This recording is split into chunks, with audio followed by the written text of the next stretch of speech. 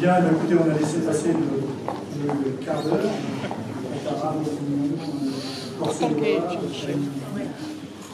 Bien, mesdames et messieurs les chefs d'entreprise, mesdames et messieurs les présidents d'associations, mesdames et messieurs les représentants des chambres consulaires, mesdames et messieurs représentants les autorités civiles, militaires, religieuses, mesdames et messieurs les élus, madame la vice-présidente de Dijon Métropole, chère Zermana, monsieur le maire de Flaminero, Jean de Guet, monsieur Patrick Orsola, maire de Corcelles, chers Patara, les élus du conseil municipal et moi-même privilégiés de la vie de notre commune, un temps de rassemblement, mais aussi un moment d'échange et de convivialité dont nous avons tous besoin. C'est par tradition l'occasion de dresser le bilan des réalisations, des actions et des événements de l'année écoulée et de présenter les projets municipaux pour 2019. Je ne peux commencer mon discours sans avoir une pensée toute particulière pour nos concitoyens décédés en cette année 2018 et qui ont marqué par leur présence et leurs activités la vie de notre commune pendant de très nombreuses années. Une pensée également pour les familles endeuillées lors de l'attentat de Strasbourg. Exprimer également mon inquiétude devant la situation difficile que nous vivons actuellement. Le dialogue est plus que nécessaire afin que les violences cessent et que notre pays retrouve la sérénité. Comme d'habitude, un diaporama sur nos actions 2018 défilera sous vos yeux. Ces quelques photos témoignent des principaux travaux réalisés par l'équipe municipale, que je remercie vivement pour son investissement au quotidien, ainsi que Jean-Marc Leva, directeur général des services, les directeurs et l'ensemble du personnel de notre commune, sans lequel notre action serait impossible. Mes remerciements s'adressent aussi aux différents services de Dijon Métropole avec qui nous échangeons et travaillons quotidiennement, puisque, comme vous le savez, de nombreuses compétences relèvent dorénavant de Dijon Métropole. L'urbanisme, la voirie, l'éclairage public, l'activité économique, le tourisme. Vous n'êtes pas sans ignorer que le maintien en bonne santé financière de nos collectivités est un enjeu essentiel pour aujourd'hui, mais également pour préparer l'avenir.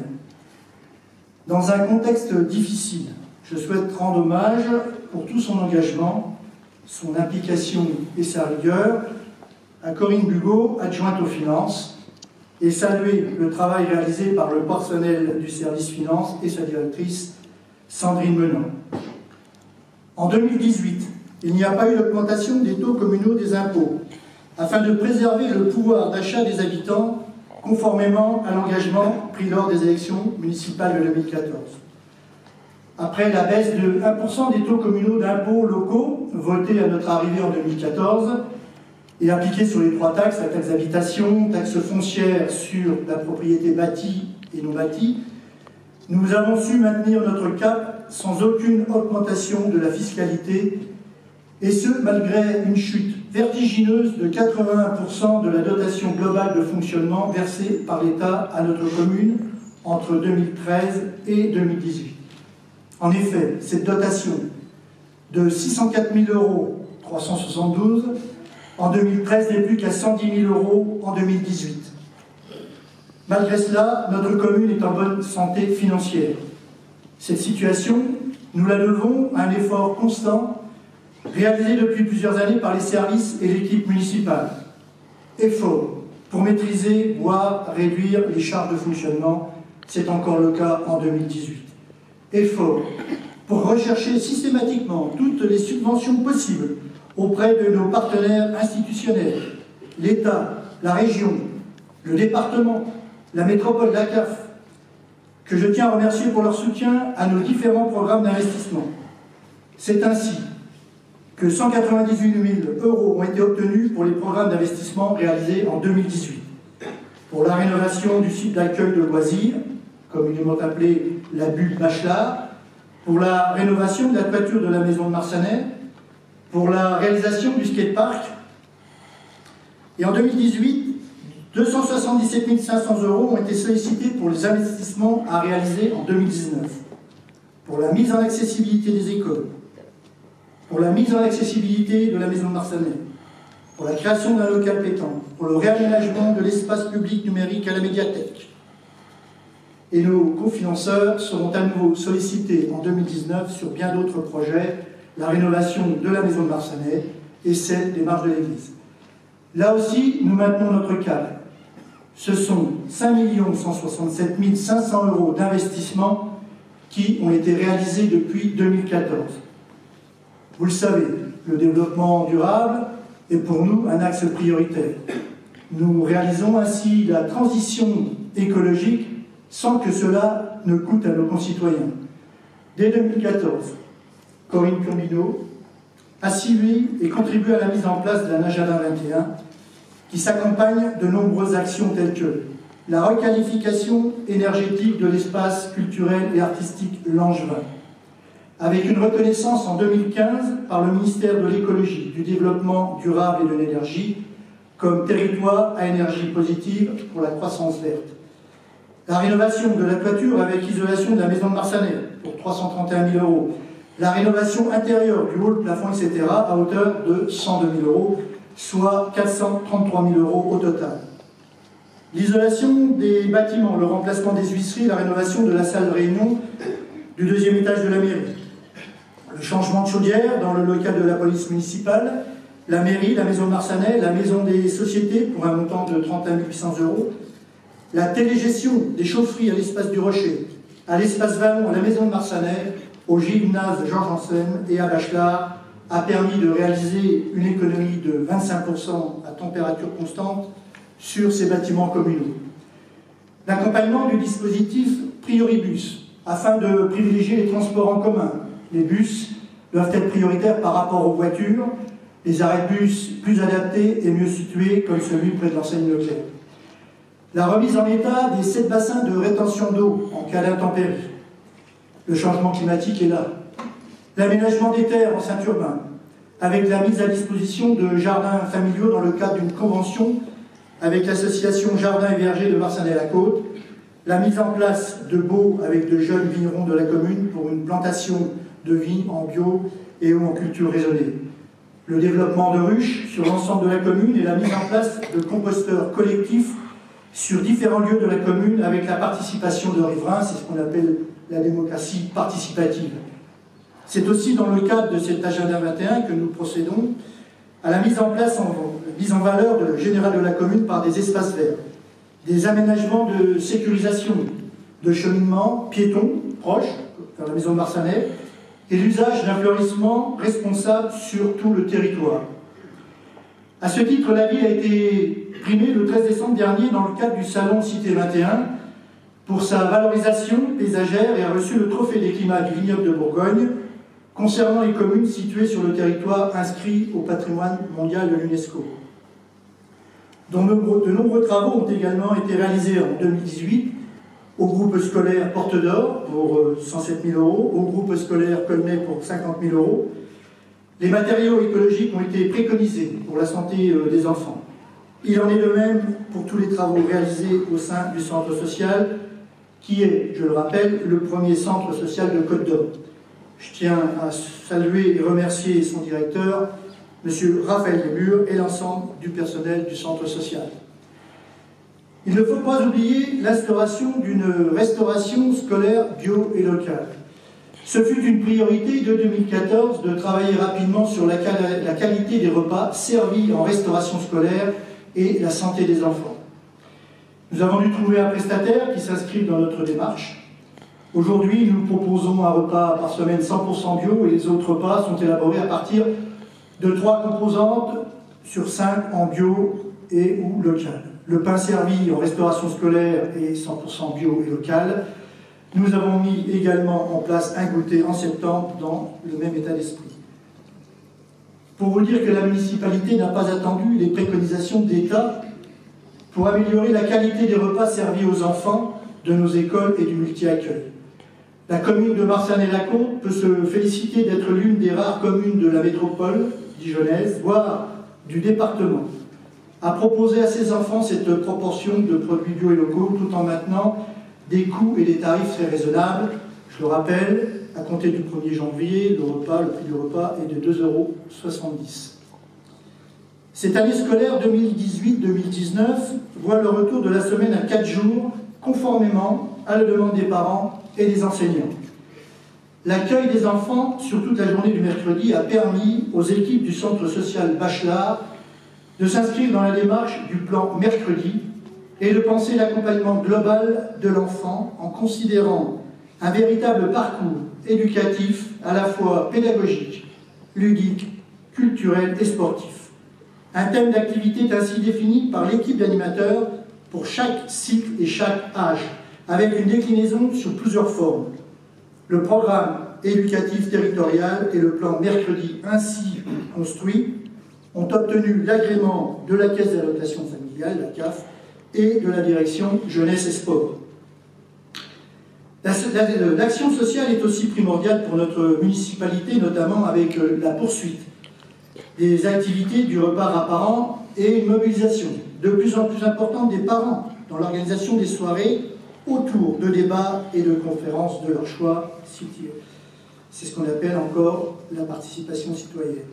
Le projet Vacances en famille a été maintenu avec des activités proposées durant l'été, ainsi que l'accompagnement et le soutien au départ en vacances de famille avec demande de financement auprès de l'APV, c'est l'aide au projet en vacances, et du CCAS. Cette année, 4 familles ont bénéficié de ce service permettant le départ en vacances de 6 adultes et 10 enfants. Une analyse des besoins sociaux a été réalisée afin de mieux comprendre les spécificités et les besoins des habitants de la commune et de proposer une offre sociale adaptée autour de 3 thématiques. La jeunesse et la famille, les personnes âgées, le logement. La prochaine étape sera la mise en place dans les 6 mois à venir d'un plan d'action opérationnel pour les prochaines années. Nous souhaitons répondre aux enjeux suivants. Sur la thématique jeunesse et famille, adapter l'offre existante à destination de la jeunesse, l'accueil, les loisirs, la prévention, etc. Mener des actions pour lutter contre la précarité sociale, éducative et culturelle. Poursuivre et développer des actions de soutien à la parentalité. Renforcer l'interconnaissance des acteurs intervenant auprès des familles. Sur la thématique personnes âgées, anticiper le vieillissement de la population, de prévenir et d'accompagner la perte d'autonomie. Poursuivre le développement d'actions intergénérationnelles. Détecter par des actions les personnes âgées en difficulté et leur faire bénéficier des aides proposées par la commune. Développer des actions d'aide aux aidants en lien avec les partenaires. Sur la thématique logement, communiquer sur les programmes de rénovation énergétique portés par l'Agence nationale de l'habitat, la NAH, adapter le parc de logement à loyer modéré aux évolutions socio-démographiques. Tout ce travail ne pourrait pas se faire sans l'implication de Catherine Pajot, adjointe en charge de l'action sociale, de la jeunesse et de la petite enfance. Je la remercie très chaleureusement pour son écoute, son sens du dialogue et toutes ses compétences qu'elle met au profit du centre social. Elle est absente parce que c'est une élue, mais comme beaucoup d'élus, elle travaille, elle a une activité professionnelle et elle partage son activité professionnelle et également son mandat d'élu. Et c'est parfois difficile. Je tiens à le rappeler, les élus de terrain, les élus dans les communes sont engagés sur 2 fronts, leur mandat électoral, leur activité professionnelle, et ils se dévouent cœurs et âmes pour l'intérêt général. Le CCAS a quant à lui continué de proposer de nombreuses actions qui remportent toujours un vif succès. Le goûter des aînés en juin, la semaine bleue, et le repas des aînés en décembre, où 275 personnes étaient présentes. Sans oublier les colis pour celles et ceux qui ne peuvent pas participer au repas, 263 colis de Noël ont été distribués. L'aide extralégale a été développée tant pour les enfants, afin qu'ils puissent participer à des activités sportives, que pour les adultes qui rencontrent des difficultés lors du règlement des loyers et autres charges. La banque alimentaire, fréquentée par une centaine de personnes, et son vestiaire solidaire sont ouverts chaque semaine, y compris l'été. Un grand merci à la vice-présidente du CCAS, Catherine Cazin, qui est également en charge de la vie scolaire, aux élus qui s'y impliquent, et toutes les personnes bénévoles et très présentes. Je vais les citer: Agnès, Anne, Marie-Hélène, Brigitte, Jacqueline, Carole, Françoise, Ghislaine, Daniel, Claudette, Monique, Sylvie, Jean-François et Michel, dont les actions vont bien au-delà de la distribution de produits alimentaires. Leur soutien est une réelle participation à la réinsertion des personnes en difficulté. Les rendez-vous culturels ont été nombreux à Marsanais en 2018 et le seront tout autant en 2019. Je salue tout le travail réalisé par Jean-Charles Guénet, adjoint à la culture, et les membres du pôle culturel, Nicolas Orange, Aurélie Laval.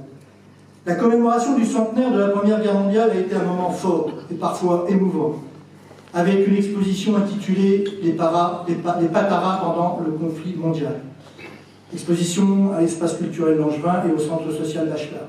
Avec aussi la commémoration au monument mort et la lecture par les enfants du conseil municipal enfants et du conseil municipal jeunes des noms des Pataras morts pendant cette guerre 14-18, et cela en présence du maire de Schweich, accompagné des présidents des comités de jumelage.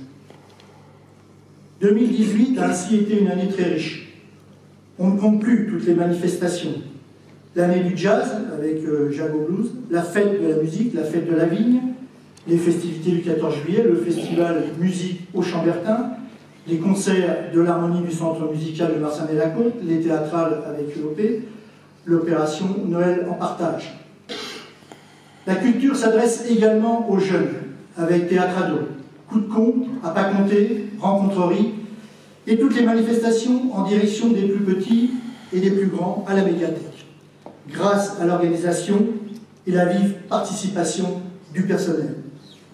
N'oublions pas le soutien aux associations culturelles pour les expositions, le théâtre avec la compagnie Diabolo, la musique en lien avec le CMM et pour les différentes manifestations de l'association Marsanais Initiative.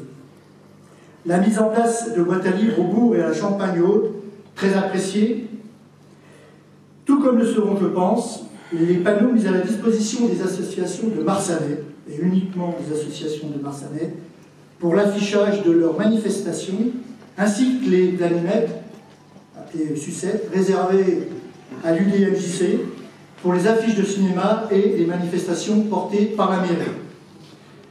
Marsanais-la-Côte est une ville sportive, avec ses 14 associations qui rassemblent 2300 adhérents environ, dont certains licenciés ont participé ou participent à des compétitions nationales dans différentes disciplines, le hand, le tir à l'arc, la pétanque, la gymnastique, voire internationale avec le judo par exemple. Nous avons tous conscience de ce que le sport véhicule comme valeur et lien social. Je tiens à féliciter tous les présidents de clubs pour leur engagement et tout le travail qu'ils réalisent avec les éducateurs et les bénévoles ô combien indispensables. Je remercie l'ensemble des associations sportives pour leur participation à Marsa Sport et la mise à disposition de bénévoles pour l'Ultra-Trail. Je tiens à remercier Françoise Bétuzel, adjointe chargée des sports et de la communication, pour son investissement et sa contribution à la bonne organisation de ces manifestations. Je n'oublie pas non plus aussi l'association des secouristes qui sont présents à chacune de nos manifestations.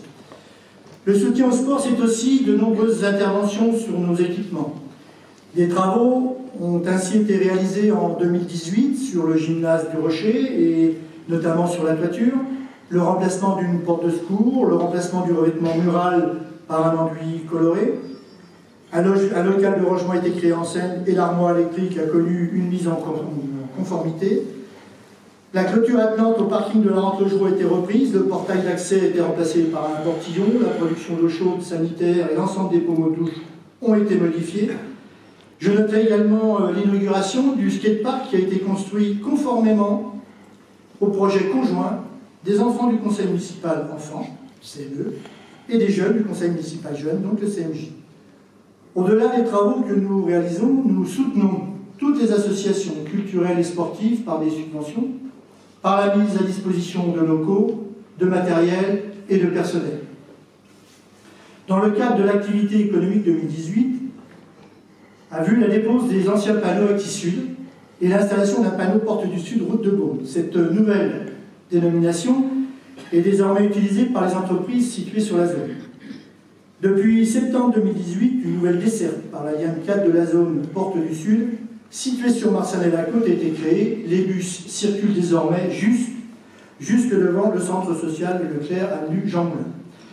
Pour les entreprises, un nouveau règlement local de publicité intercommunale, le RLPI, est en vigueur depuis le 20 août 2018. Toutes les nouvelles demandes d'implantation de dispositifs publicitaires sont soumises à ce règlement. Lors de mon discours de présentation des vœux en janvier 2018, j'ai évoqué le PLUI HD, le plan local d'urbanisme intercommunal avec son volet habitat déplacement.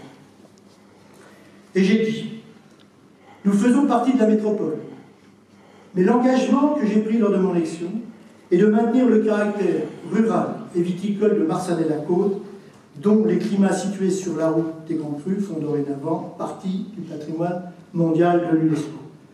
Je tiens à préciser que Marsanais-la-Côte, c'est 300 hectares de vignes plantées, dont 186 hectares de vignes en appellation Marsanais. C'est également 522 hectares de bois et forêts, dont plus de 300 hectares inclus au sein du site Natura 2000, qui a pour objectif de préserver la diversité biologique.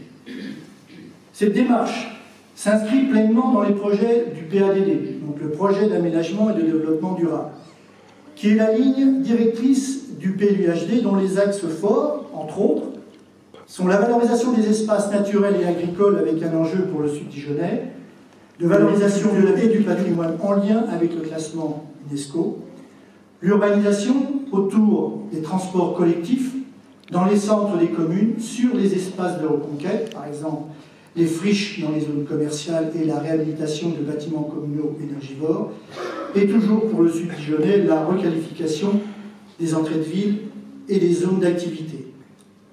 Le 20 décembre 2018, les élus du Conseil métropolitain ont pris acte de ce vaste projet de PLUHD, débuté fin 2015 en collaboration avec Dijon Métropole et les 24 communes membres, et issu de plus de 170 ateliers et réunions publiques organisés par Dijon Métropole auprès des associations locales, des habitants, des élus. Merci à Denis Marin, adjoint en charge de l'aménagement du territoire.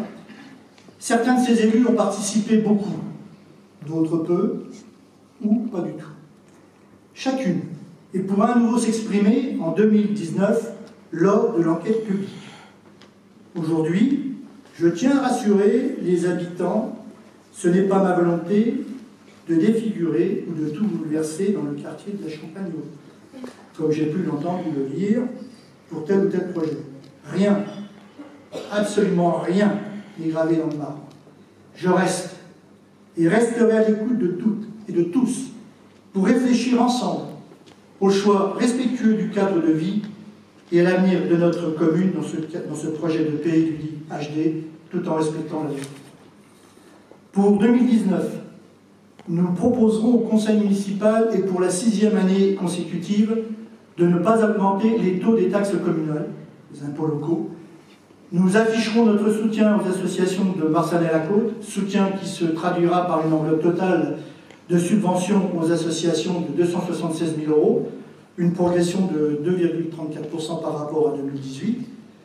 Quant aux dépenses d'équipement, la prévision de 2 300 000 € pour les investissements est encore très significative.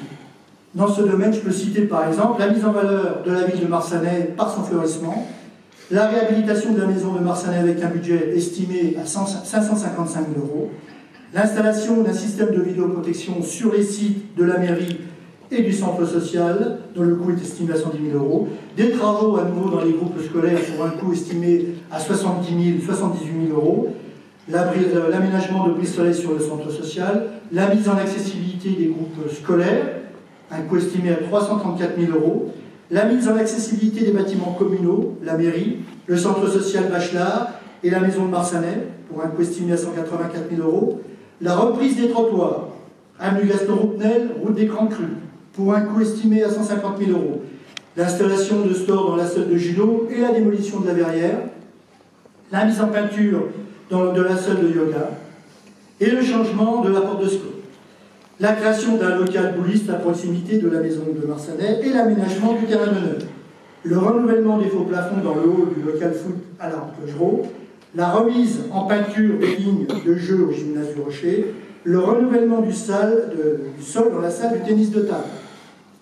Je voudrais remercier particulièrement Jackie Boubet, adjoint aux travaux, pour le travail qu'il réalise au quotidien dans la préparation, le suivi des nombreux travaux, en étroite collaboration avec le directeur des services techniques, Benoît Carité.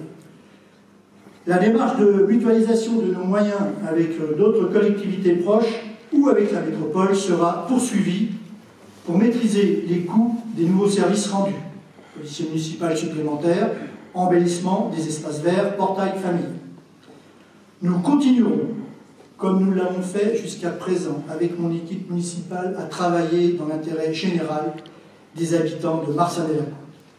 Je remercie d'ailleurs mon équipe municipale pour sa loyauté et le respect de son engagement depuis le début de ce mandat. Je vous remercie, mesdames et messieurs, pour votre écoute et je vous renouvelle mes vœux de bonnes et heureuses années.